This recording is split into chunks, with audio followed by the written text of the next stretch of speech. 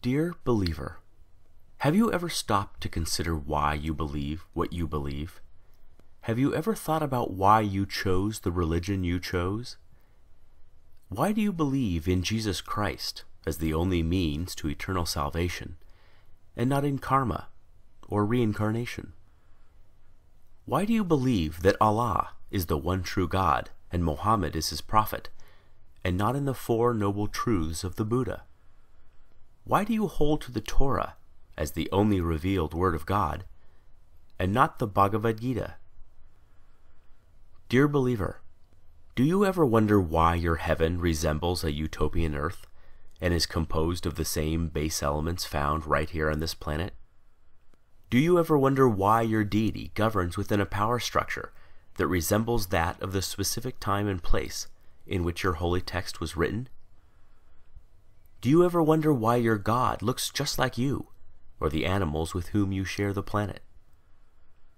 Dear believer, is the faith you practice the dominant one within your culture?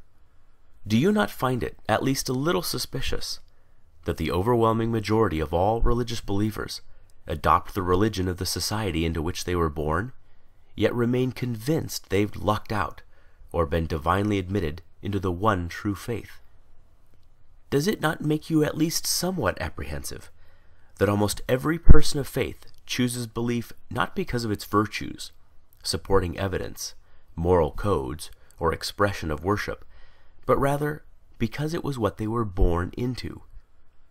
Why, out of the abundance of faith choices available, does almost every believer on the planet choose the faith that's within arm's reach? Are you a Christian because you were born in America or Europe? A Muslim because you were born in Saudi Arabia or Indonesia? A Buddhist because you were born in Japan or China? A Hindu because you were born in India?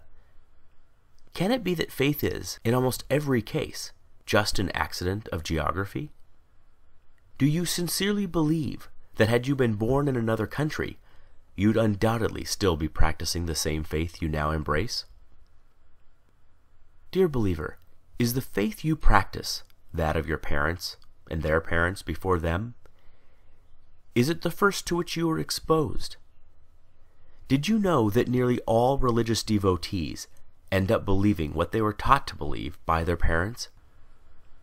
Why is it that we scoff at the idea of labeling a young person a Republican child, or a Marxist child, or a Keynesian child, understanding he or she lacks the intellectual discrimination, life experience, and wisdom to make such a complicated and nuanced decision, but we do not raise so much as an eyebrow when a youngster is referred to as a Christian child, surely a choice no less complex?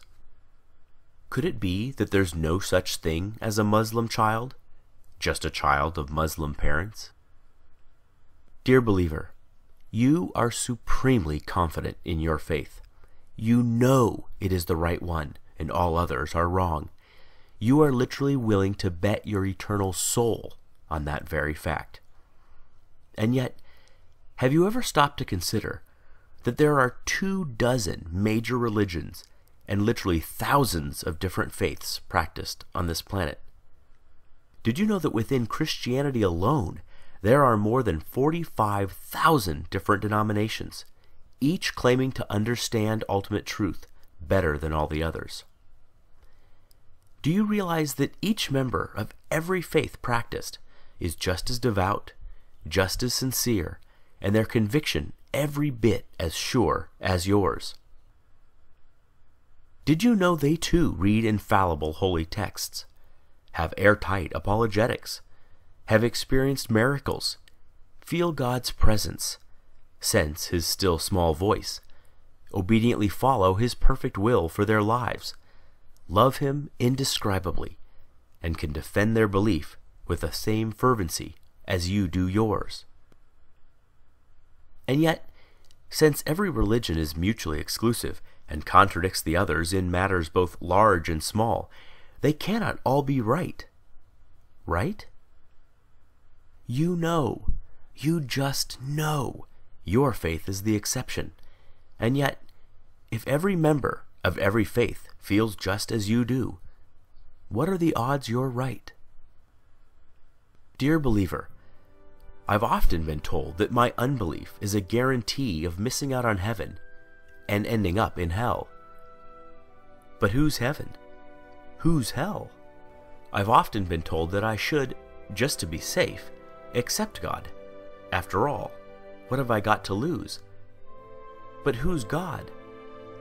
Given so many options, aren't I more likely to choose incorrectly? Might not I be better off wagering on no God rather than on the wrong God? You put it to me, what if you're wrong? But what if you're wrong?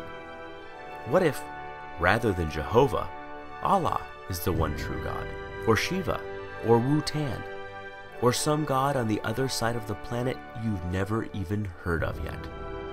The truth is, you already know what it's like to be an atheist in regards to every other faith but your own. It's clear to you that adherents to other faiths are mistaken, deluded, or deceived, but they think the same of you. The way you view them is exactly the way they view you. Every devout Hindu has embraced his faith for the exact same reasons you have embraced yours. Yet you do not find his reasons compelling, nor do you lose sleep at night, fearing that if you die, you'll wake up in his hell.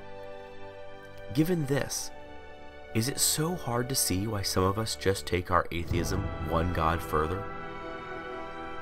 Dear believer, I wonder if religions aren't just ancient constructs in which early humans attempted to both explain and control the chaotic world around them. Though irrational in content, their emergence certainly isn't. We do not blame our ancestors for inventing religion. There is no shame whatsoever in stumbling when you are blind, or failing to properly construct a puzzle in the dark. But we no longer live in the dark. Science is ablaze in our world and illuminates our way, dissipating shadows and exposing even the deepest of crevices.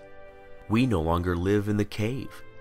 We have crossed the valley, scaled the mountains, and have begun to make out the magnificent vista on the other side.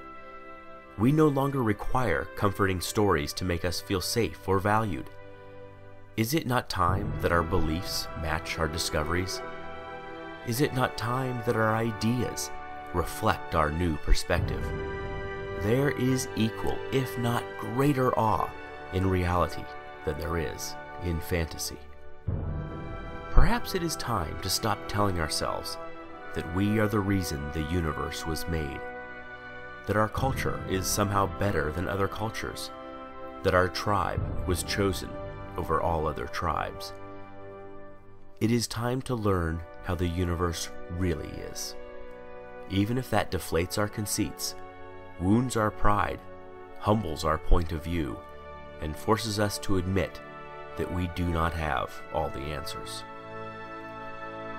Believer, if you honestly value the truth above all things as you claim, as I truly know you do, you must confront these fundamental questions. Far better, Carl Sagan said, to embrace a hard truth than a reassuring fable.